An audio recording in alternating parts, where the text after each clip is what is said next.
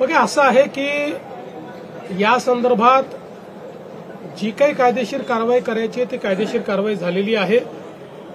प्रकरणाची अजून पूर्ण माहिती आणि रिपोर्ट हा माझ्याकडे आलेला नाही। तो जिल्हाधिकाऱ्यांना मी मागितलेला आहे, तुम्ही मागणार आहे। एक गोष्ट आपण लक्षात घेतली पाहिजे की अजितदादांनीही या संदर्भात स्पष्टीकरण दिलेलं आहे। खूप वेळा समोरच्या बाजूला काय चाललं आहे याची आपल्याला कल्पना नसते। अनेक वेळा आमच्याकडे निवेदनं येतात, त्या निवेदनावर आम्ही कारवाई करा असं लिहितो, मात्र त्या निवेदनात सांगितलेली वस्तुस्थिती आणि प्रत्यक्षातली वस्तुस्थिती यात खूप अंतर असतं।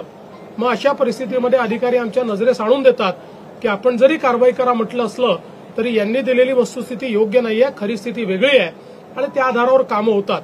त्यामुळे या संदर्भात आता अजितदादांनी खुलासा केलेला आहे आणि मी स्वतः या संपूर्ण प्रकरणाचा रिपोर्ट देखील मागितलेला आहे। सध्या तरी एवढंच मला असं वाटतं पुरेसं आहे।